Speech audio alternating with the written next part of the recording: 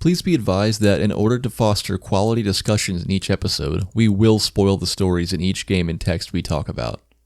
Good news is, 90% of the titles we cover are old enough that many of you might already know all about them. That said, we do encourage you to play and read before listening. Listen up now, when you leave on, get ready for arcade workshop. Make it fun, play a game, check it out. Don't be lame, listen up now, when you leave on, get ready for arcade workshop. Hi, Caleb. What's up? How are you? Kind of annoyed. Whole day's been annoying. Why are you annoyed? Well, I was supposed to record a TikTok for the Arcade Bookshop TikTok, and my side of the clips for the TikTok at the gym, and I go to a private gym, and on Saturday there's never anybody there, so I was like, okay, I'll record a funny bit, give us a few views, all that stuff, and I get there and there's two old guys there just being old. I'm like, God damn it! So I'm waiting for them to leave because I'm not one of those people that's just gonna record a stupid TikTok video with other people around. I'm not doing that. I'm old. Can't be doing that. So I'm waiting. I go through my whole workout. The guys leave. I'm like, oh, good. I could do this before I go because we were recording like an hour after I was leaving there. So I had to hurry up. And we're recording the podcast. This podcast actually. Mm-hmm. And I rushed over to the back of the gym to record my video. I get 2 clips in. I only have 2 lines left. And some motherfucking guy comes in and he goes all the way to the back and sits right by where I am at. And I just gave up. Very annoyed. I was like, oh, at least we can record the podcast. There won't be any problems with that time-wise. All because we gotta use TikTok. Fucking TikTok. I don't use TikTok. You're on the TikTok. I'm not running that at all. Yeah, but it's been your show. It seems like it's been getting it to the people that need to see it. So getting it to the masses because we live in a world where people don't want long format conversations. They want 5-second clips of stupidity, and then maybe they'll go and listen to the podcast after. The last day or so, I've already started getting annoyed with the fact that I'm on a social media platform again because so when I first started using it, I wasn't actually looking at other videos and stuff, but then I started thinking, well, one, I should look at other videos to see what people are doing that's exploding, that's getting tons and tons of attention, and 2, I feel like I should look at other people's videos and like stuff if I want people to like our videos. Right, that's the game you have to play. It's to be fair, if people are looking at my stuff, I should look at other people's stuff, But now I just the last 24 hours I'm starting to go into black holes where I don't even realize what I'm doing. I'm just flipping through for no effing reason, and scrolling the TikTok feed. It's all that time that I could be reading or playing something. It's so frustrating because I'm having adding this time where I'm making videos in has really been taking up a lot of my time, more than I ever imagined. Because I'm starting to make 2 videos a day sometimes, and it's a few seconds, but it takes an hour to make each one. It's ridiculous. You are a full-on content creator now. It's crazy. I feel like I'm getting kind of good at it, but I don't know. But anyway, I've just been spending the day thinking about those roaring 20s and trying to comprehend the traumatic events of my complicated childhood through the perspectives of a few key and extremely contrasting members of my family. You ever do that? Every once in a while. Yeah. Usually on Tuesdays. Yeah, Tuesday's a big day for it. Yeah. Yeah. Well, welcome to Arcade Bookshop, where we talk about video games and their literary counterparts. For all of you who love to play and to read, this is my first time looking at the camera in this episode. I gotta remember to look up. Me too. I'm looking at the camera because my camera's not facing the camera. I'm looking at to talk to you. Yeah, so it's kind of really weird that I'm talking to you and not looking at the camera ever. Yeah, we should figure out a way to put our laptop in the. I tried that on the first episode, and my laptop blocks the camera. Awesome. I don't like this it can't be perfect. I switched my angle again. I don't think I'm yellow this episode, by the way. So That's good. You'll have to. I was going to ask you before, but I wanted to get started. How you did that? So my camera is very stupid. It doesn't have just nice white balancing adjustments you can make like a professional camera. Mm-hmm. Oh, by the way, Mindy had the gall to tell me last night 'cause she was helping me with it. She's like, if I knew you were gonna start making recording these, I would have just not sold my super nice D whatever Nikon camera DSLR. she had. And I was Yeah. like, oh, that would have been great. But she sold that, so I don't have that to use. She sold So it. anyway- So she's not. I thought she did stuff with photography. Oh, she does. She has a way nicer camera, but I'm not. Oh, allowed she was to gonna use like that. leave you the other one. That thing's like $3,000 or something. Fuck. But I went into the white balance settings and it has fluorescent, which is what my lights are down here. So I was like, oh, that should help. Doesn't. It makes me yellow. It has sunny and cloudy. That's it. That's the only settings I have. And it has auto. I originally had it on auto and I was yellow. And then I switched it to the other ones and it just made it worse. And then I had this crazy idea, Bryce. You know what that idea was? What was that, Caleb? I put it back on auto and it fixed everything. Are you serious? Yeah. That's interesting. It's very stupid. This camera was like $120, but it's supposed to be high definition. It has 1 billion megapixels and it is, I think 38K. 38K. No, that probably doesn't exist, but shut up. It's high. It's good. Maybe 8K, I think, that you could get like 30 seconds of video footage before the camera dies. Yeah, mine was only like $60, but as far as I can tell, there are only like a couple of features that aren't on the ones that I used to use in high school that were like really high quality. It feels a little bit cheap, but not that much different. But I'm in a different place right now than I usually am, but the lighting looks okay. I am using the bright white light on my ring light. I don't know if anyone gives a shit about light this as well. I got rid of the orangish light I had because it was supposed to warm, because this is a cool featured area. It was supposed to warm the features, and it just made me get more yellow. So got rid of that. I didn't like it because it blinds me, so I have it on a low setting. Yeah. Whatever. It's a really big ring light though. It's like takes up the whole room. Oh, for real? Mine's a little one. Yeah, because it's Mindy's professional photography ring light, so I don't have a smaller one. Well, hopefully this has fascinated all of you listening so far, because it has nothing to do with anything. But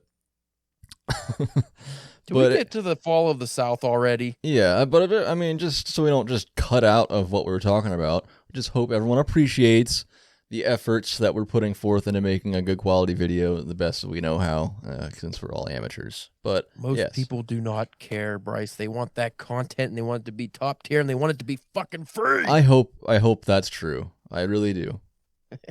All right. So thank you everyone for joining us today once again for another episode of Arcade Bookshop. I'm Bryce Yoli, and as always, I'm here with my pal and cousin-in-law, Caleb James. Yay. Today, we're rolling out of our last episode where we were talking about the interactive story and video game A Memoir Blue, and we are meandering into book talk. The novel we're mulling over today is A Memoir Blue's literary counterpart, The Sound and the Fury by William Faulkner. I was having a serious fit over this one when I finished it, and Caleb and I got into a bit of an argument, and I don't know if it was an argument, but just frustration. A heated debate. Yeah, about through text though, so I don't think that counts. Who's right, who's wrong, who's dumb, who's smart. But I don't think any of that matters really. It just seemed like somehow you knew everything about it and had it down pat, and I found myself completely flabbergasted by how in the world you picked up on all the buried details and allegories that you did, because I did not. Didn't, like, a lot of that stuff didn't even cross my mind while I was reading.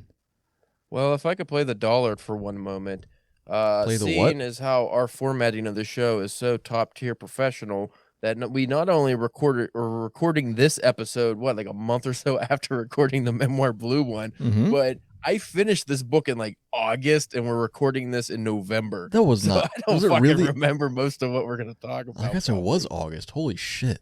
Yeah, it's been a long time. Dude, this year. And this is a very complex book. So if I'm able to say anything intelligent about this book at this point, that means some of that actually stuck with me, which means it was written damn well. I bet you'll be surprised. It's interesting how time has just completely fucked us with the timing of our recordings and talking about this book, especially since that's how this book feels when you read it. Very disjointed. Yeah. Yes.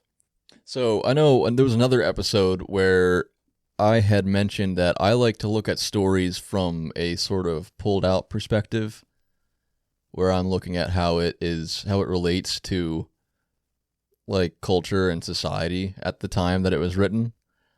But this one, I guess it kind of depends on the book. I guess that's not something that I do all the time. I guess I was thinking that way while I was reading, or while we were talking about the other book, but I definitely didn't read this one that way because it's so focused on character and perspective. Like, that's what matters in this book. And I think that's why my main focus was not, I didn't take the time to try to look at it from the angles that you looked at it. It didn't even occur to me, just because I'm like trying to understand what these characters are talking about. Like, what I guess you're just trying to, or I am just trying to comprehend what is actually going on so often that I'm worried about like the story and the story only, just the characters and what's happening rather than how it's applying to culture. Well, I believe my advice to you was to let the story flow over you and just go with it rather than try to understand Yeah, and break it down, and that's what especially the first 2 chapters. Yeah, and that's what I was doing, and that's why I didn't really take time to analyze anything very much, aside from like just analyzing character traits and junk like that, Yep, I do know. I know all about it. So the back of my book doesn't have a synopsis, so I can't cheat my way through that part of the podcast, but I kind of just summarize it myself based on what I've seen how I've seen other people summarize it online, and truly just kind of the basic outline of the story. So this is my synopsis of the book. It's basically about a wealthy Southern family and the tragedy of their long course of collapse and corruption over several decades of time. The main part of the story taking place in the late 20s, it's told through the perspectives of 3 different family members and their servant. And being told using several decades of events and recollections through different perspectives, it relies on the memory and interpretations of each character to tell the story. Does that sound right? More or less. Would It's you add about anything? the fall of the Compson family. Yeah, right. Specifically the Compson family. And if you want to look at the broader picture, it coincides with the fall of the South post-Civil War. Right, and that's what I wasn't even caring to think about while I was reading, even though, You missed the whole theme of the book somehow. Yeah, obviously that totally makes sense. I was just like, does that... I guess it does. I don't know, like, I'm sure he cared about it, but I don't know if that was like his main prerogative to create an allegory to the fall of the South, or if that was just coincidental and a relevant story to tell through, it just came through this, through telling the story of the family.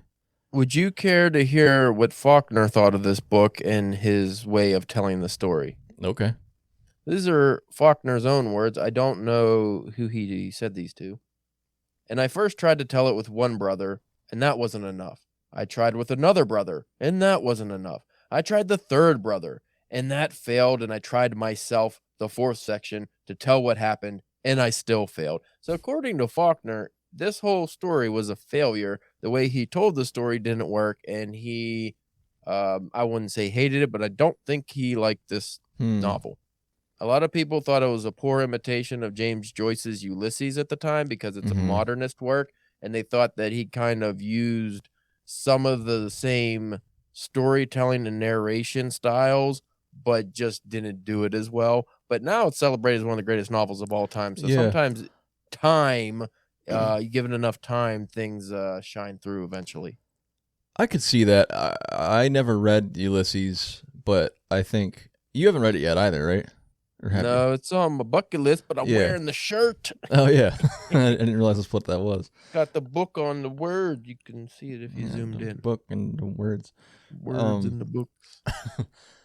Well, what you've told me about it and what, like, the videos you've showed me about it, it definitely sounds comparable to Ulysses, just in, like, mainly the stream of consciousness style. And, like, isn't it also time frames too. It's told in different like, same story told through different characters, right? Yeah. Yeah. So If I lost my train of thought. I think you were going to talk about butts. Was I? Yeah, like big butts and how you Maybe. love big butts, and the South loves big butts, and Oh, big you were butts have talking been about him harbored. saying it's a failure. Yeah. I could see him feeling that way because when I finished it, I did feel like, okay. I really and like before we go real deep into it, I really did like the book a lot, and I would probably read it again sometime in the future because it was so enjoyable to read all the characters, like regardless of whether you're picking up on things or not. And it was enjoyable to read the harder parts even. And I think a second time through, you can slow down a little more and also not feel rushed because you've already read it and you can really appreciate it more. But that said, you still get to the end and it kind of feels a little bit incomplete in a way. And we'll get more into that, but I could see him feeling that way, especially if he says that he tried to tell it like through just one person, then another person, then another person, and it just never was this point. It was never coming across. Well, that's why he went and added an appendix in like I was gonna say 1946 that. or something. Yeah. And to wrap up like the lives of these people. I didn't have that version, so I didn't read the appendix. I ended up looking at it afterwards, and it did not make the story better for me. Didn't improve. It was just like, this is what happened to these characters. Like, I don't give a fuck. Right. What part did you enjoy reading the most?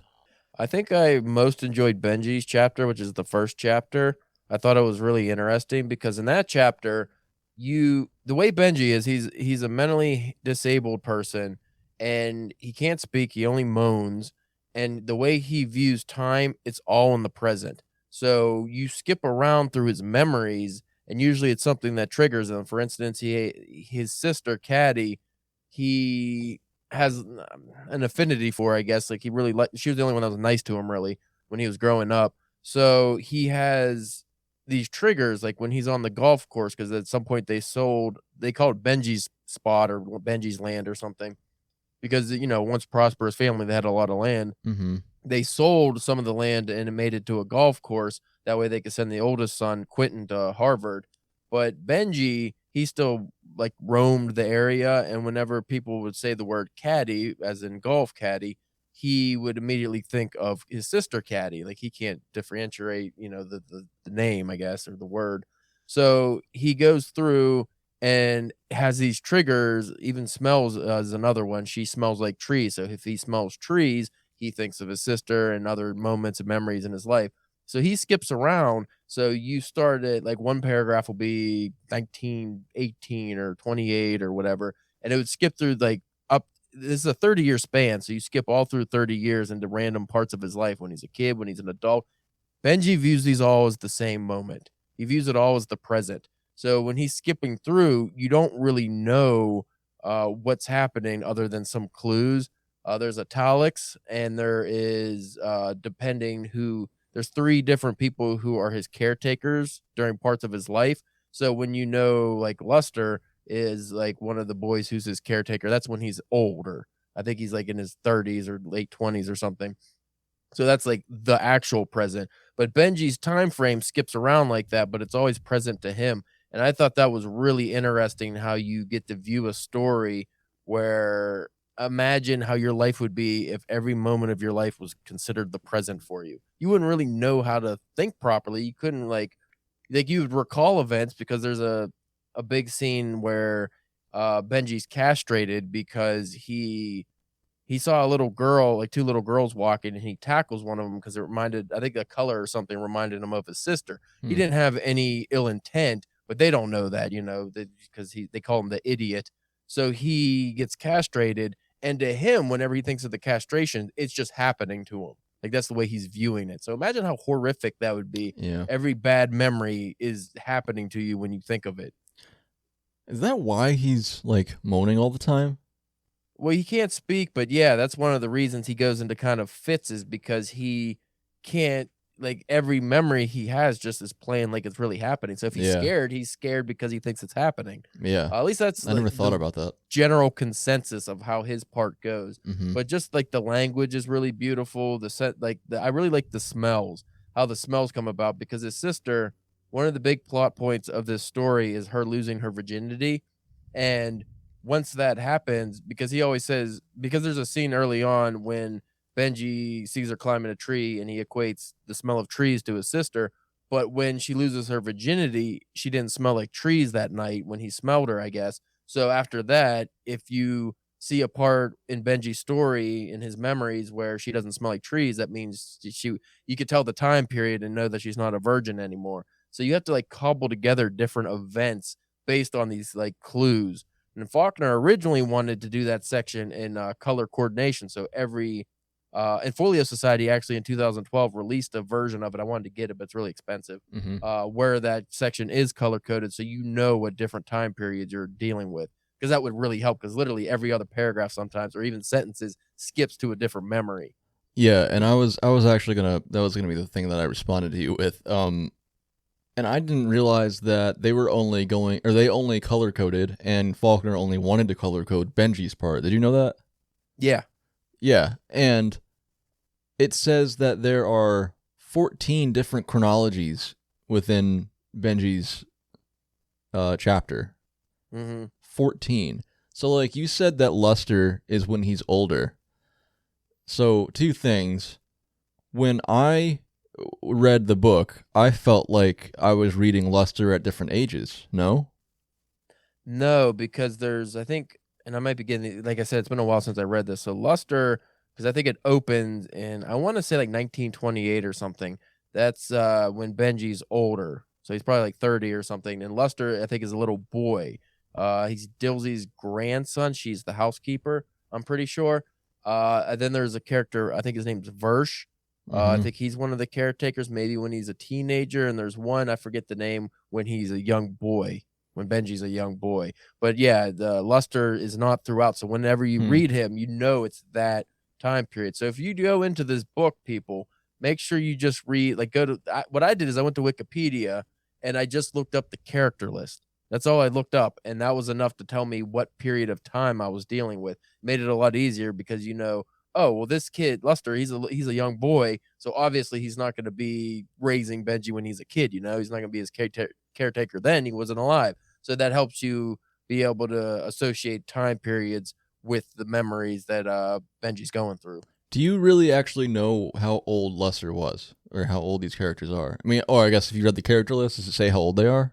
I don't think so. Not that I remember, but Luster, just context clues. Like Luster, I think, was a teenager, just based on, I think he wanted to go to like this concert. Yeah. I'm pretty sure Dills, because I know it was a grandson, so you have to go. I think he might have been Versh's son or something. Like it goes through the lineage. It's been too long since I've read that, but it goes through like the lineage. So when you know, oh, this is this character's son, that means this character has to be around this old. So you kind of guess, you know. I don't think it actually states their ages. Yeah.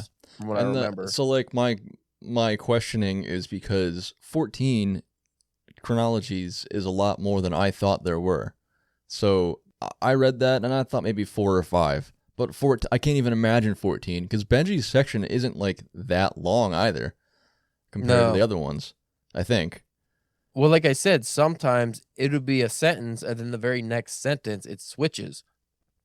But sometimes they're very close. Like there was 2 funerals, I think, going on that for a minute I was confused. I was like, wait a minute, who died? Like I thought it was like the grandmother. Wait, it's the dad. Like it gets confusing. Oh, it's Quentin's funeral now. Like things get very jumbled and mixed up, but that was on purpose. You're supposed to be confused. Oh, so he talks about Quentin's funeral in Benji's part? I'm pretty sure. I totally missed that. And I guess I had no reason to think about it either because I didn't really know entirely who Quentin was. Don't take my word for it, but I think so. Like I said, it's been so long since I read this, but I'm pretty sure that came up because there's a part where Caddy's daughter is born and they name her Quentin, and then that gets confusing for people. So they refer to her as Miss Quentin, but sometimes when you have multiple Quentins, you're like, wait a minute, is this the son or is this the right, you know, his niece? And the only way you could find out is through the context clues and, you know, what sections she's in. But I'm pretty sure the funeral comes up in the beginning because there's multiple funerals, I believe.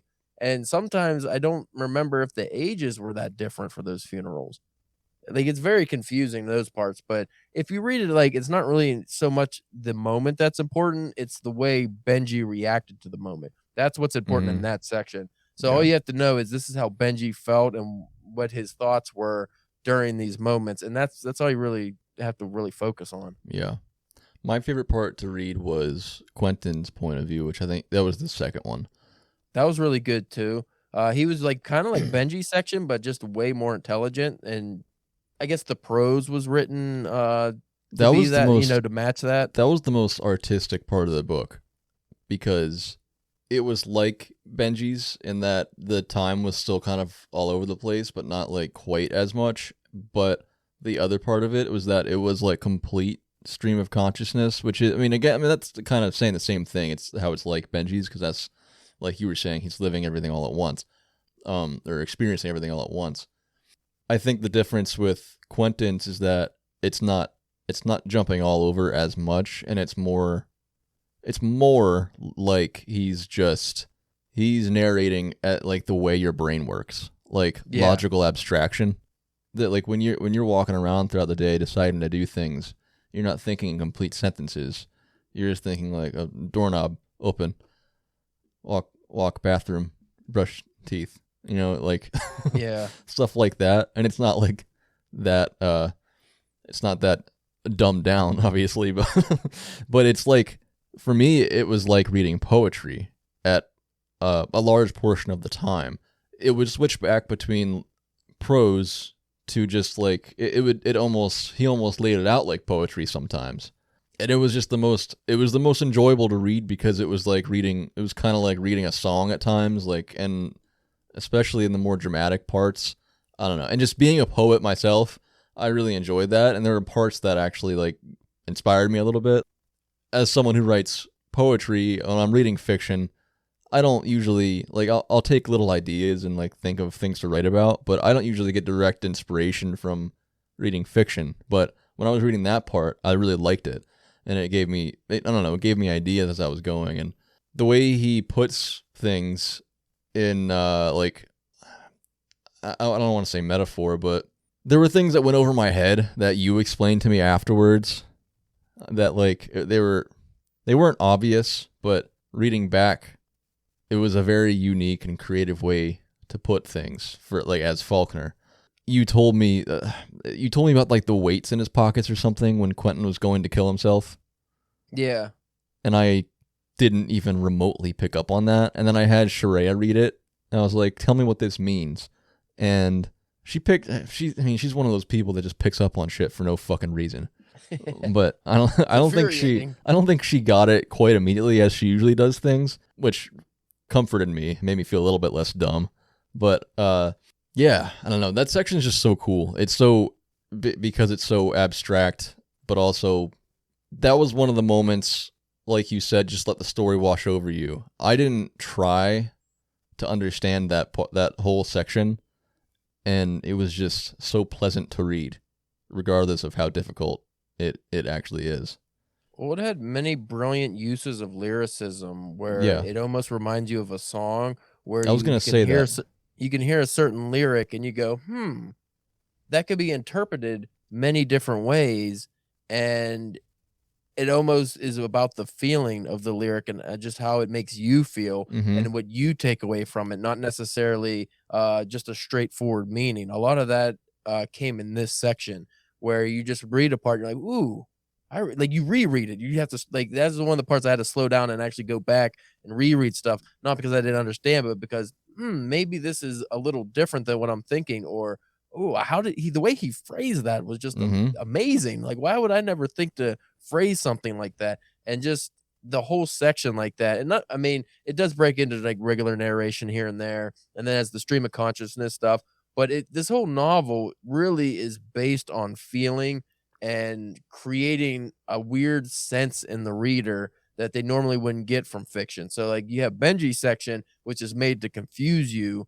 And then you have Quentin's section where even though it's confusing, you feel like you really should know what's going on. And then when you get through it, there's these nuggets that you can mine and you go, oh man, that is brilliant. I wish I would, especially I would imagine if you went on a reread, you'd be like, how did I not catch that the first time? It's so obvious, but the way it's written, it seems like it was like hidden under a layer. And it's very hard to describe, but I really, really enjoyed both of the first two sections. Yeah, definitely. I enjoyed reading Jason's section, but you also just absolutely detest him so much.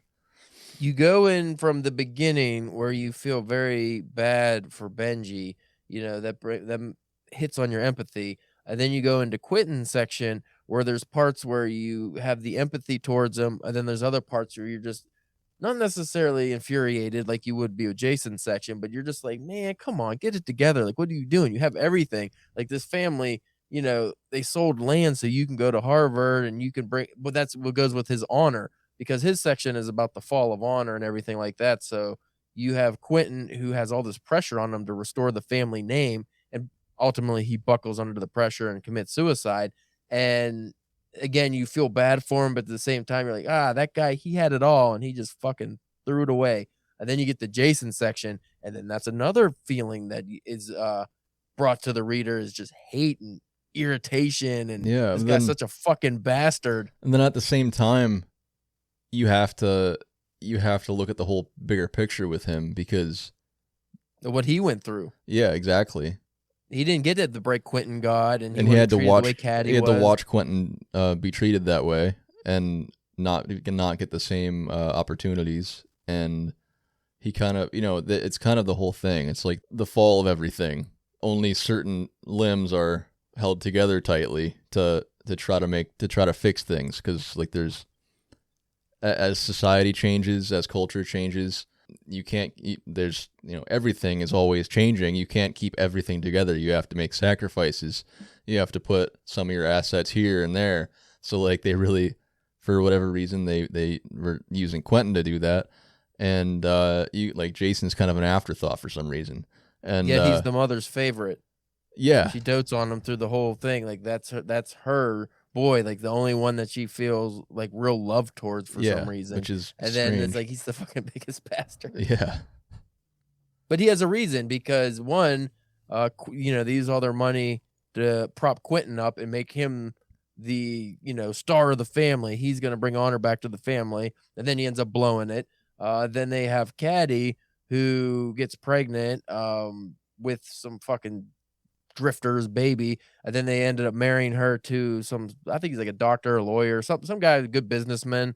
And then that falls through, but the guy promised Jason this really nice banking job or something, and he's like, oh good, I finally caught a break. But then because Caddy got pregnant and fucked around, that just gets ruined. So there's another sibling he just has detestation for. It's like, goddamn fucking bitch, like how does she ruin, because he is very selfish in that regard, where it's like, how does this affect me? So she ruined my life. And then obviously Benji can't do anything for him, so Benji becomes a burden on him, as he becomes the caretaker for Benji, the household, and pretty much the only thing holding the family together, even though he just seems to hate everybody. And he also ends up taking care of Quentin, the Caddy's daughter. And Caddy sends money, I think every month, like $200 every month for Quentin, and he's been stealing it for 17 years. So he's like a fucking jerk. But he has a reason to be a jerk. Do we know why? We don't know why Jason is the mother's favorite, right? Or do we? I think just because he just got a rough shake of things, As I was going to say, it's like the reason that he is so selfish is because she is so selfish. Like the whole book, the mother is having, supposedly having headaches. She's sick the entire book. She thinks she's sick. She always thinks she's sick. Yeah, she's a hypochondriac or whatever. Yeah. And everything, nothing is ever going right for her. Every time, like Dilsey, the servant, is constantly doing shit for her and everybody else. And the second her attention isn't on the mother, that she starts bitching about it. Well, doesn't a book fall off her bed, or the Bible falls off her bed, and then Dilsey comes up and she's like, well, the Bible's on the floor. And she's like, well, what am I supposed to do? To just get up and get it? Yeah. She's the mother was a very annoying character to me too. I didn't like her. Yeah, Jason ends up doing this thing where Caddy is sending, because Caddy goes away and Jason takes care of the daughter that she gives birth to. And treats her like garbage the whole time. Yeah, and Caddy is sending money because she ended up with someone wealthy somehow. And she sends a check like every month or something like that for a decent amount of money.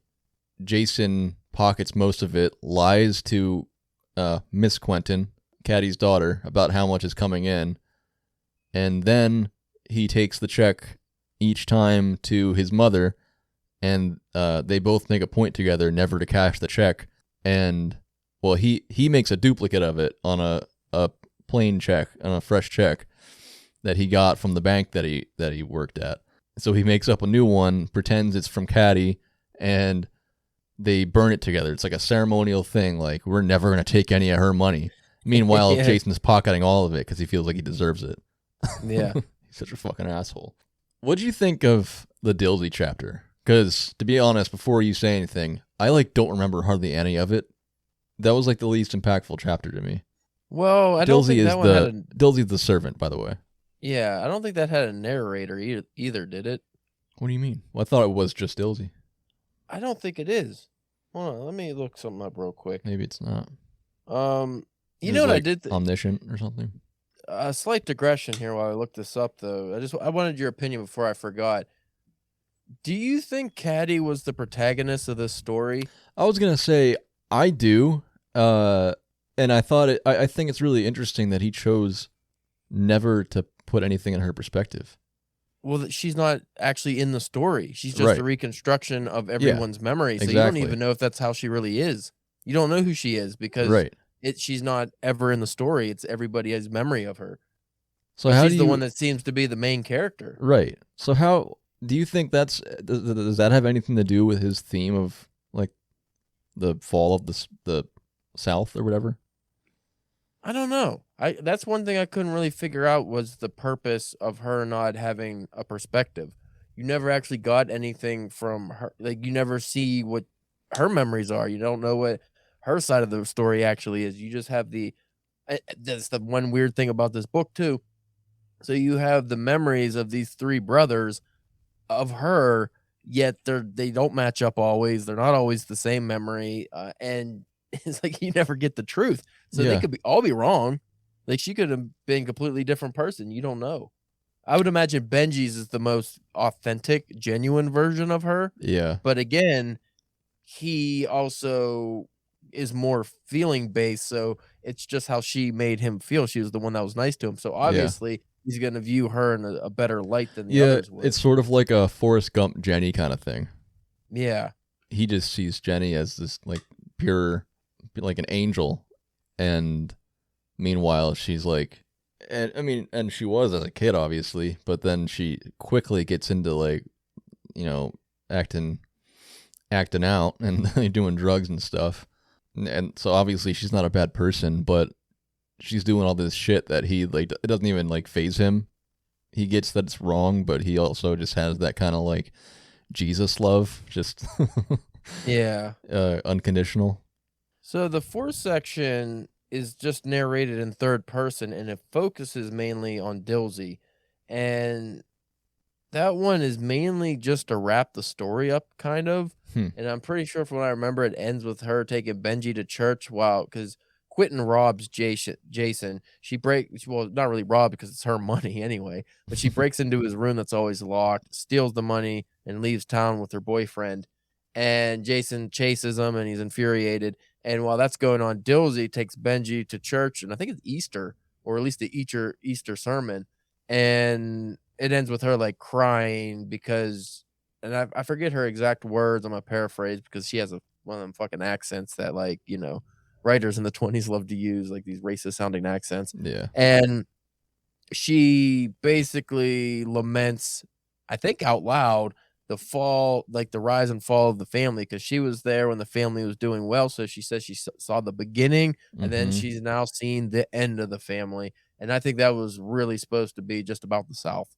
The South, rose to prominence, and it was this almost aristocratic style of living. Everyone had plantations, and everyone was rich and doing well and prosperous. And then it fell apart because fucking Lincoln, and it's okay. As Northerners, we would have been in the Union. I think it's hard for us to really understand that kind of history. We can't look back at any kind of fondness of that. We look at the Civil War, it's no, you guys are fucking assholes. The Confederates are dickheads. You had slaves. No matter what, if you have slaves, you lose. You're on the wrong side of history, always. So we can't really look at that with this nostalgic perspective that the South still has Or you have like these lawmakers and stuff who look at the South's history like, no, there were better times. We could have did it better, but we were prosperous and we were great. But from their perspective, they were rich. Like Right. their families were doing so well, they didn't care about other people. So it's also a class system going on there. I don't know where I'm going with my ramblings, but this way this novel wraps up, I guess that's the message, at least what I got from it. But I don't think it. I think it should have had another section that was better. Yeah, definitely. If it did, it probably wouldn't have needed an appendix. An additional. Oh, Benji ends up in an asylum in 1933. Jason lives in a fucking 1-bedroom apartment above the store he works at. It's like, I guess the whole family's house gets sold or condemned, or I don't know. I don't know what happened. I didn't read the whole thing. One more character thing, which I think comes back to, I mean, well, 2 character things, I guess, but one can be short. But I think they both go into that. I mean, it's the fall of the corruption of the family, but I think it's also the corruption of the South. First, I think simply, Benji's mental disability, because if we didn't mention that, we probably did, but he's mentally disabled. So that's the first thing I said. Probably. I didn't know if we just like kind of started talking to him as if everybody knew, but but just to restate, he is, and I think that plainly enough is representation of things starting to go wrong. But also, like what did you make of Quentin always saying like I didn't commit incest or something like that? I knew you were going to bring up the incest, Bryce. I don't know why, but I just had a feeling. Well, how can you not? That was bothering me, and then it never really resolved. So Quentin kept trying to convince his father that pretty much that he was Caddy's dad, like Caddy's baby's dad, like he was the father of her child. And there's a lot of sections in his part where it goes into like this incestuous thinking that he has. Mm-hmm. And it has something to do with corruption and honor and all this fucking horse. Because I know he was just trying to protect Caddy all the time, but yeah, and he did a terrible job of it. He got beat up by her boyfriend, and I don't know. He was kind of an embarrassing character. But like the incest stuff, I never really understood what the whole purpose was. Like there was a reasoning behind it, but like because again, we don't get her side of the story, so we don't know if she even knew that his thinking was there at all. But I think I suspect it has something to do with him wanting to protect her innocence or something. Because that's like the whole thing is about her losing her innocence. But it was like maybe if he thought he made himself the villain somehow, it would have protected her innocence. So he was suggesting that he was Miss Quentin's dad, right? That's what you're saying? I believe so. Okay, so if that's the case, maybe that sounded okay to his dad because couldn't you argue that Benji could be a product of incest and then doesn't look so bad that like his dad can relate? Maybe. I don't know. I guess he could. Yeah. Yeah. I mean, that was crossed my mind. We always make fun of Alabama and the South as, incestuous, Missouri, Mississippi, but I don't know if that actually came into play because I looked this up to see like what was the real purpose of that, and all I get here in the synopsis of his chapter is so Caddy's pregnancy in 1909. That ain't right. So the memory of his meeting Caddy's. This is Quentin meeting Caddy's fiance, the banker Sidney Herbert Head, whom Caddy marries in 1910 despite her pregnancy by another man. So she did get pregnant in 1909. In the memory of a conversation with his father in which Quentin claimed he committed incest with his sister, though he did not, it is implied that Quentin's memories, and these 4 in particular, compel his suicide. So it didn't go into it at all. Everything I looked up did not seem to care about the incest section, but it was prominent. Like his thoughts on incest were prominent. Him trying to convince people that he was incestuous. I could be totally reading too into it, but that does make sense if you think about it. Like there's no, I don't know. Like I guess I don't know if they understood that, like what was bad about incest back then. I would imagine they did, but it just seems to make sense to me potentially. Yeah, I don't know. That was kind of lost on me. I did actually find an answer to that after I read this originally, but I forgot. It wasn't it was not something to dwell on. It wasn't that important. So I just kind of forgot about it. Like, I don't really care. Well, Put it this way, it did not make an impact on me in one way or the other. Not like the Fall of the South kind of stuff or the Honor stuff. Like I just I don't care. I want to talk about the appendix for a second because basically what you read before you started reading was a version of the appendix. And because I knew you read that, I wanted to read it differently and see what would happen. So all that resulted in was me feeling like a fucking moron and you knowing more than I did. Yeah, basically.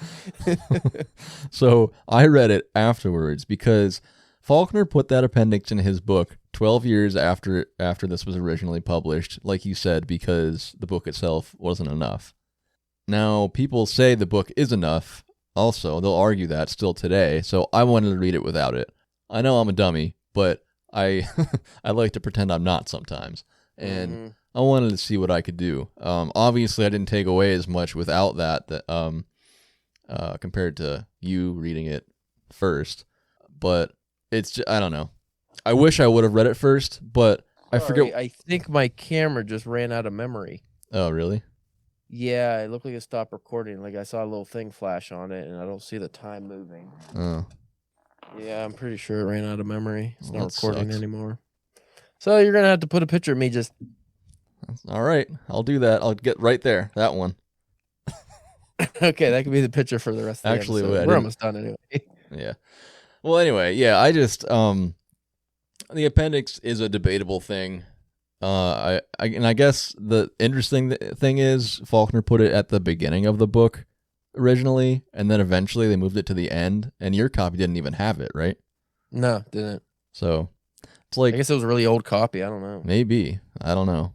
But anyway, very briefly, the reason we connected this book with A Memoir of Blue, the video game from last episode, basically because of, we probably talked about it a little bit in the last episode, but that game was so focused on resolving something through one person, through the main character's memories and perspective, that she didn't take the time to do before.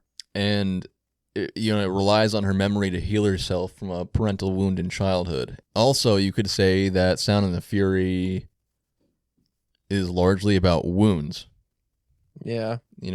Like we were saying, it's all about the fall of the South, the fall of this family, the fall of individuals, all of those things. Like each character has these huge flaws that bring like turmoil for themselves and for everyone else around them. A Memoir of Blue is also a visual poem, and obviously the Sound and the Fury is very poetic. Right. So they're I just thought it was a good fit, even though I didn't. When we went to originally, I was just reading Sound and the Fury, so I was kind of looking for a game that would match that because I read the book first. But I think it's a pretty. I mean, theme wise, no, but just the style, yes. Yeah. I don't know. They were both like abstract things. Memoir Blue had no words at all, and Sound of the Fury's wordy. Yeah, very wordy. Yeah. But both the way they both handle it in their abstractions is the whole wound and healing and dealing with turmoil work well together. Well, speaking of words, how did you feel about the Sound and the Fury's title and how perfectly it fit? Because I thought it was perfect. I forgot to think about that. Shakespearean, obviously Shakespeare was a wordy motherfucker. So yeah, I forgot to really think about that. What? I don't know. Well, you know what I'll do for you, Bryce? I will read Macbeth's soliloquy where this is from, and then we can break that down a little bit. Tomorrow and tomorrow and tomorrow creeps in this petty pace from day to day to the last syllable of recorded time. And all our yesterdays have lighted fools the way to dusty death. Out, brief candle. Out, brief candle. Life's but a walking shadow, a poor player that struts and frets his hour upon the stage, and then is heard no more. It is a tale told by an idiot, full of sound and fury, signifying nothing. So obviously the idiot would be Benji. Mm-hmm. I believe if I had to go with Quentin, I would say the walking shadow. And I would guess What would Jason be in that scenario? I don't think he's Dusty Death. I don't know. Maybe the one who struts and frets. But I just thought that was like very brilliant of Faulkner to be able to not just use the title, but to craft a narrative and a And whole characters, story that yeah. fits so perfectly with that soliloquy. Yeah. I keep forgetting. I kept forgetting that was a Shakespeare thing. So, yeah. I mean, I just happened to read Macbeth, like, I think right before The Sound and the Fury, or maybe a couple books before it. So that was like fresh in my mind when I went into it. And I was like, ooh, yeah.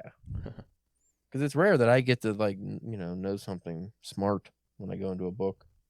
I have one stupid thing before we head into the end here. That part with Jason and the checks.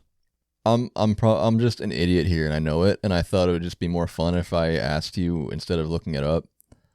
How did checks work back then, without technology? It was basically a piece of paper where someone agreed to pay a certain amount of money, and the bank handled it appropriately. So, like, very easily. I don't think checks have changed too much since back then, other than the way we process them. Yeah. But as long as you have an account number and a piece of paper with the proper signature, I think that's all you really ever needed for a check.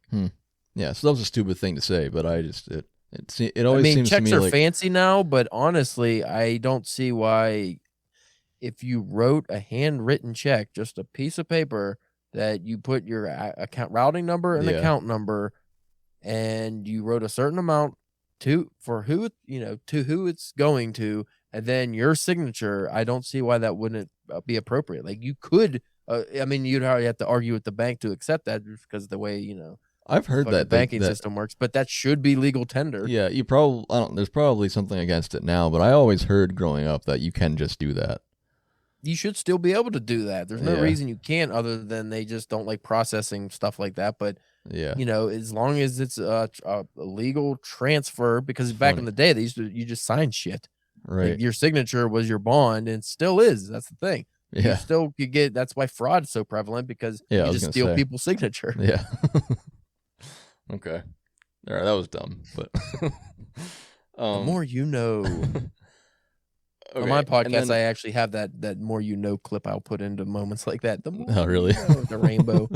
Last big thing, being that this is the introduction to Faulkner for both of us, and we only kind of had a vague idea of his work being generally, like, quote unquote hard to read. What did you think about his writing overall, and like the blueprint of the book compared? I to really stuff enjoyed today? it. I took a lot away from the writing style. I was already heading down that way, and even in my own work, I think we might have talked about, I don't even know what episode by now that we talked about this, but my reading goal for the year ends with me reading Ulysses. Mm-hmm. And, that's working up towards this modernist perspective. I started with the Homer's, the Iliad and the Odyssey. So I literally went back to some of the first real popular tales, and then I'm working my way up to the modernist stuff. And then, I hit William Faulkner. I do want to read Virginia Woolf as well. Like, To the Lighthouse is on my list. But the next Faulkner I'm going to read is As I Lay Dying, and then maybe Asylum. But I really enjoy the way he writes, at least this story. A lot of people said this was his most approachable work. So I don't know if or maybe it's As I Lay Dying is the most approachable. One of the two, where they're like, it's not that hard to read from maybe from a comprehension side of things, it's a little difficult, but just from being able to read the words, it's okay. Because, like, I know that sounds stupid, but if you read Ulysses, it's hard to read the words because they're not words sometimes. Not words as you know them to be. Like, if you're an English speaker, like, what does this mean? What? That's a word. That sounds like two words put together. But I don't know if Faulkner goes into that with his style, but I know some of his stuff can be a little more complex. But I found this was a very approachable novel for Faulkner, other than the thematic devices, like the way the first two chapters unfold. But I still think it's very readable. As I Lay Dying, I think, is pretty complex, but I still think it's readable. But some of his other work I heard can be very difficult. You had said something about how, like, if this book was written today, it would not get published, right? No, probably not. Because Most of the modernist work that would not get published today. yeah, Like and people like just don't read this stuff. I mean, they didn't read this. That's the thing. That's where we mistake. It's like, oh, these are works of brilliant genius, but they actually didn't get read back then either. Like That's the true. academics did, and they didn't get popular till much later. right. And we kind of talk about we've probably said this stuff before, but we always talk about how like most literature that's published today is kind of all the same. So like the second that you break from that norm, you're fucked, unless you just bust your ass or you have money to market it and shit like that. Like The main no thing one's is gonna if you have take the it. money to market it. Yeah, That's if That's a always the publisher key, I reads your guess. work and goes, "This is fucking shitty gobbledygook," but you could be like, "Look, I could promise you this is going to sell $1 million worth of copies." They'd be like, "Okay." Like if you were able to prove that, they would publish anything. They Mhm. don't care about the product; they care about what money they get from it. So right now they play it safe and they just publish work that all sounds and reads the same because that's what's selling. Because sad to say, the general populace has always been stupid. Not just now. It's not just like, oh, why is James Patterson so fucking popular? Why is Nicholas Spark selling so many books when he's just like this drivel that he's writing? It's because American public has always read drivel. yeah, Like if you look back at the number one best-selling novels during the time of fucking name any Hemingway, For Whom the Bell Tolls, or The Great Gatsby, or any work of Proust, anything like that. You could look at the times, like in American history, what was selling then. It's usually some like stupid Western or fluffy dumb read. Like usually the best-selling novels never go with what are the genius novels we remember. that's so fucking stupid. Do you Art think- only shines after the creators are dead, for the most part. Like, do you think anybody cared about the Mona Lisa when it was made? Nah, it's probably like a couple hundred years later. Like, oh, it's great. It's horrible. Stupid lady's face. I mean, Mona Lisa is only great because it's great. Like, I mean, I don't know. People say it's great, so it's great. Exactly. People say Picasso's amazing because they say he's amazing, but eyes don't line up. I don't like it. Mouth's crooked. Do you think this is like this book's akin at all to, or is it the ergodic literature? I do not believe it counts as ergodic literature. I would have to look into that more. I don't think that it qualifies, but So like the definition mainly of because ergodic the main is the that main thing with ergodic literature, I think, is a lot of like the formatting stuff too.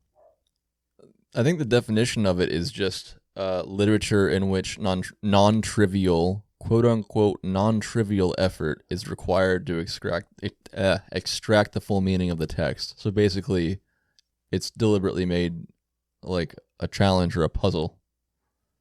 I don't feel like this qualifies. I think if you're smart enough, you I mean, could it read probably this and pretty doesn't. much figure. I mean, Right. we figured out most of it. I think. Yeah, I think Like, I the didn't only have thing to is dive into it. the color coding thing that got me thinking, because like House If of it was Leaves color is, coded, I think it might have had a better qualification to apply Yeah. as it, ergodic.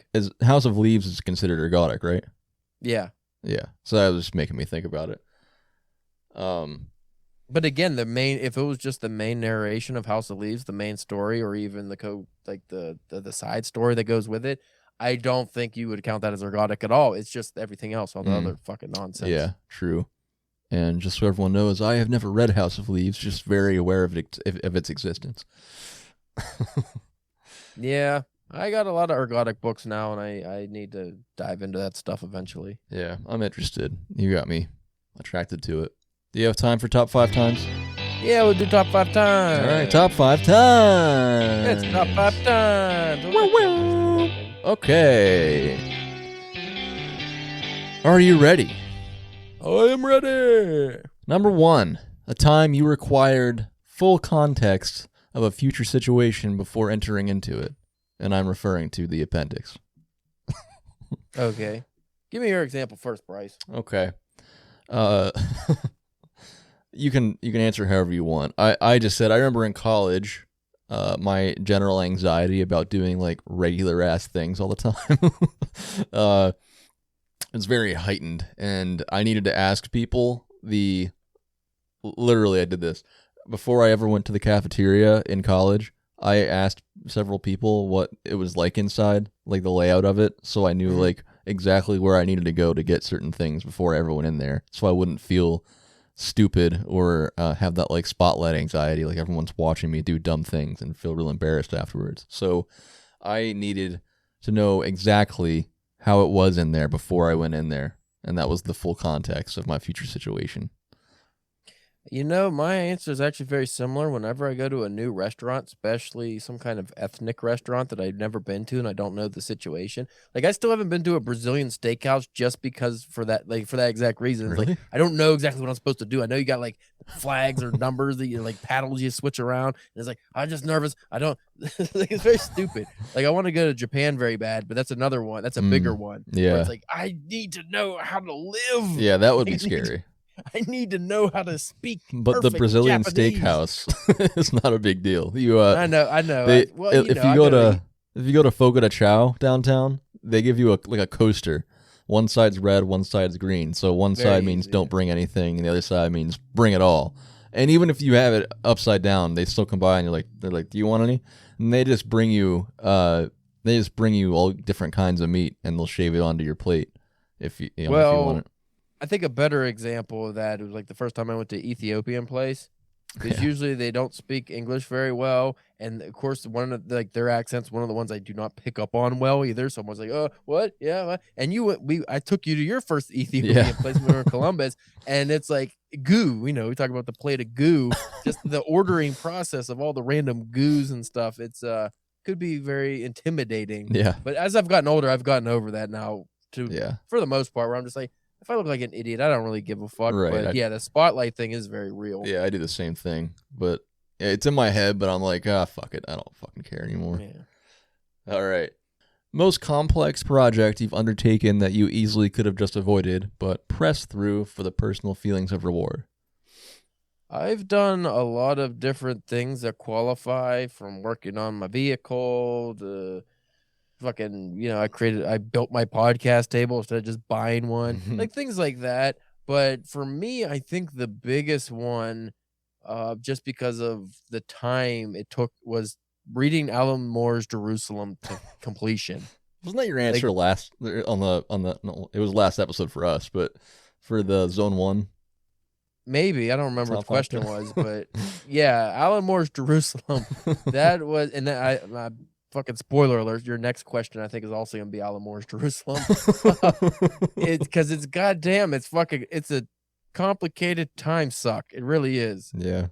For mine's not like that big of a deal, but I mean it's also a book though. It's something I chose to do for my own good, and I didn't have to do. But preface, I have always had trouble. Obviously, I'm a lot better with it nowadays, but I've always had trouble doing the things that I want to do, like actually taking action on my creative endeavors and stuff like that. When I was in college, I was going to college the first 2.5 years for art education, and meanwhile, I had done most of my art in high school, and I was in ceramics. I love doing that. I could have done that all the time, but that's expensive. It's an expensive art form to be into. So I've never had a wheel or anything like that, or a kiln or whatever. In college, I was trying to get into different kinds of art, like drawing and painting and junk, but I'm not really good at that stuff. I can do it. It's just not my thing. And I always felt like I had to make myself do art, and I like almost never did. It was always this huge challenge. And then it was kind of the same thing with writing. Like I switched to writing halfway through, and I always liked the idea of it, but I very, very, very rarely had the drive to sit down and do it. So basically my answer is there's this book called The Artist's Way by Julia Cameron. I've told you about it. So for everybody who doesn't know, this book is for everybody, because the idea is that everybody is creative. You just have to figure out what your creativity is. I know that mine is writing, and I guess now like this podcast stuff and video and junk. The thing for me was doing it. So I started reading this book, and mind you, I focused on fiction writing in college, and I still like it, but I always have trouble actually doing that. So I started reading The Artist's Way. The Artist's Way is like a 12-week self-course. And some people actually have real courses in real life. But basically, it's just like how to get doing what you need to do creatively and start loving it and make time for it, all that kind of stuff. So I went through this whole book, all 12 weeks, did all the stuff in it. There's like homework every weekend or every week and reading every weekend. And by the end of it, I was like head first dove into, I actually ended up writing poetry because I realized that short form is more my thing. And so I wrote something like 200 poems last year, started getting publications right away, and now I have my chapbook on the way next year. So I highly recommend, I highly recommend that book, and that was something that I would ordinarily never have done. I usually don't like self-course things or like motivational things, but I dove so hard into that, and it was one of the best decisions I ever made. Word. All right, next one. That was a long-winded answer. Top time you felt a little bit like you were having a stroke. Alan Moore's Jerusalem. There is a chapter that's written in the vein of Finnegan's Wake, and it was so goddamn hard to read that I ended up finding a translated version on Reddit, and I had to read that version because it was ridiculous. So yeah, that was the most recent time where I stroked out on a book, or just in general. Yeah. Mine is whenever I'm trying to understand what I've done wrong when my wife is telling me that I've done something wrong. Yeah. The person in real life who, if they were a character in a book, you wouldn't be able to stand reading them. I couldn't think of a specific person because I've worked with so many people that it would end up becoming an amalgamation of those people if I was to write them in a story. But yeah, there's a lot of really fucking dumb or super arrogant, or usually dumb is like the overriding thing. They're always dumb, but they're arrogant. I've worked with so many fucking racist assholes. I just like these people that if I read about them, just like reading about Jason in this book, I just want to punch them to death. Yeah. Like, and in real life, I kind of want to punch them to death. Like, these people fucking suck ass. It's just like, why do you exist? Why do you breathe? Why do you fucking take up precious space that this world does not need taken up by the likes of you? You're a scum. You're a fucking dirtbag. Nobody likes you. And all you do is fucking exist. I hate that there's a lot of people that just exist. They don't create. They don't give anything back to society or the world. They just exist, and they consume and consume and consume. So yes, my answer is a lot of people. I think you need to get in touch with your feelings. I do. But most of the times when I try, it's just rage that comes to the surface. Mine is the guy behind me in line who asks me about the Steelers when I don't give a shit about sports, then proceeds to tell me all about them after I tell them that I don't give a shit about sports. Hate that fucking guy. Fucking. Always run into that fucking guy. Oh, God. I heard someone do that when I was working at the coffee shop I work at on the weekends. And then I was like, I kept my head down. I was like, he's going to fucking ask me when I go to take care of him. You know, there is the whole simulation theory that we're all living in a simulation, and there's people that are just NPCs. They're not real. And as I get older, I think, yeah, that might check out, because there's so many people such as that fucking guy who's like, oh, did you watch the game last night? No, I don't watch fucking football. I don't like the Steelers. I don't give a shit. Oh, well, it was pretty good. And they just like, they can't comprehend because they have this predetermined answer in their head that they have to say. And it goes with weather talk too. Oh, the weather out there. Yeah, I actually like when it rains. I don't mind. Like, oh, yeah, it sucks because you can't cut the grass. And it's like, you just were going to say this regardless because you're not a real person. There's no brain in there. There's nothing. You're just a fucking computation of numbers. You're just ones and zeros. That's what you are. You're not real. If I stab you, you don't actually bleed. And then I have to go to the crazy house. So I try not to think about that stuff too much. The other podcast I listened to, they were talking about this being a simulation. And they said there was this guy who, I don't know if he was like out of town or what, but he went to like, I think he like in his hotel in a coffee shop and like at the grocery store or something the same day, he would pass people, and the same day, at least 3 times, he heard someone different say the same exact sentence. Yeah. I don't know I forget what it was, but it was something like really plain like that, like about sports or the weather or something like that. He just heard the same exact thing 3 or 4 times that day. And he was like, we're 100% living in a simulation. This is fake.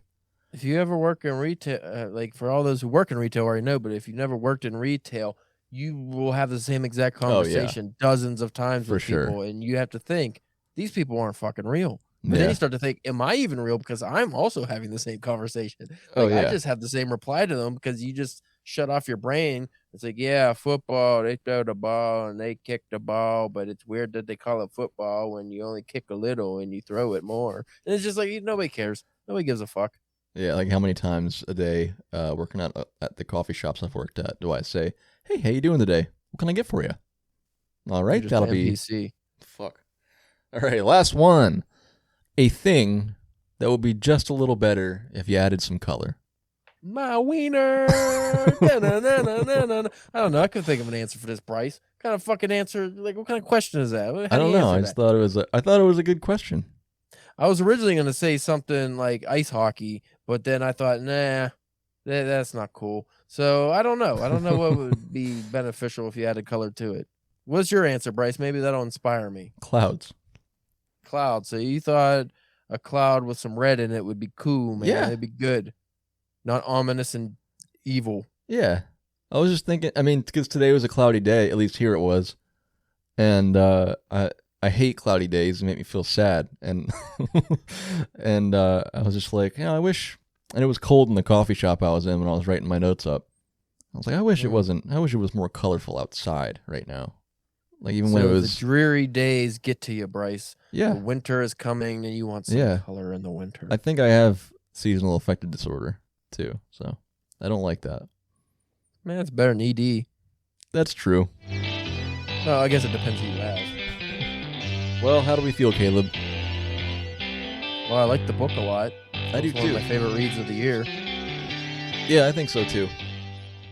Yeah, I'd read it again. I think I don't typically reread things, but I think this one eventually. I still have so many things to get through, but I think eventually I would at least like look at again if I didn't read the whole thing again, just because it'll probably be a different experience knowing more afterwards. Correct.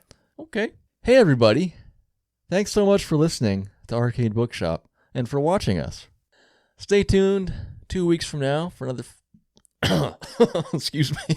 You all right there? Yep. I'm gonna call a doctor. My throat stopped working. Stay tuned. I thought you just forgot to breathe. That happens sometimes. It just like cuts off. Stay tuned 2 weeks from now for another fresh episode. I don't know what we're talking about yet, but I'm sure it'll be fantastic. If you're enjoying the show, be sure to follow and subscribe wherever you get your podcasts. If you like listening to us BS, please tell a friend to listen to our BS also, because personal sharing is by far the best way to get a podcast going. And so is rating and reviewing. So really, if you like it, you got to tell us and tell your friends so we know that we should keep the lights on after our year subscription for our hosting service is up. Because it ain't cheap, bruh. No, it ain't. So and this is all for free. So we're not really getting anything out of this other than the pleasure of communicating with people who like listening to it. Unless you want to give us money, and then we'll take it. Yeah, well, who knows? By now, maybe we'll have gotten our community growing, and we can start a Patreon, and people can start, getting extra stuff from us. Or maybe you'll ditch the podcast entirely because you are a super famous TikTok star. I fucking hope not. Oh, you could fucking go around, because we were talking about how like I didn't like trying to record a TikTok in the gym when there's other people around. It's fucking embarrassing. And it's like pretty soon Bryce is gonna be out there in the streets just dancing and record TikToks. He doesn't care who sees, because he's a degenerate now. I really don't. I like making the videos. I just don't like being like foolish. I don't know. And it's just time consuming. I like being like getting out into the community like that and stuff. I just don't like social media in general, just because of the toxicity in it. And it's just such a time suck. And I like using my time more for actually reading these things and actually playing these things. And it's just yes. So, it's a useful thing as a tool. It's just everything else involved with it and related to it. Not a fan. But I'm going to still use it for everybody, because I know a lot of people, it's where you find stuff out, so it's fine. But that said, you can follow us on Instagram at arcade_bookshop, and you can follow us on TikTok and YouTube at Arcade Bookshop. If you have any gaming book recommendations to pair together, you can DM us anywhere, or you can email us at arcadebookshop@gmail.com. You can send us cool ideas for the show so we don't have to think of them ourselves. Yeah. So, Caleb, how is DPW going? Great. Gangbusters. Having all kinds of guests. Everybody wants to be on the show. Had to turn down a lot of people. Stephen King, Neil Gaiman, James Patterson. Fuck you guys, You man. don't want you got those. enough publicity. You don't need to be sucking on the DPW tit, guys. I'm sorry. Yeah. You got the, you're already out there. I'm trying to uplift the unknown, the voices that aren't heard. Get out. Yeah. But if you folks want to check that out at DPW Podcast on Instagram, Facebook, X. Oh, I don't have a camera. They can't see my fingers. Fuck, I think that's it. YouTube. Check us out. And if you want to see what I've been up to, CalebJamesK.com. I might finally update some stuff on there. I don't know. But you can check out my links. I got links on there. Want to go on social media and see where I don't talk. I don't really use Twitter anymore, and I only post gym videos on Instagram mainly. But you can check it out if you want to see my boobies. Oh yeah, and if anybody knows of if you're watching regularly and you have guest ideas, or if you want to be a guest, you can reach out to us. We're looking for guests. We have if we haven't posted them already, we have guests lined up, and we're hoping to make that a more regular feature. So, send those our way too. Alrighty. Yeah. Thank you again all for listening. Maybe do as we do. Keep a controller in one hand and a book in the other.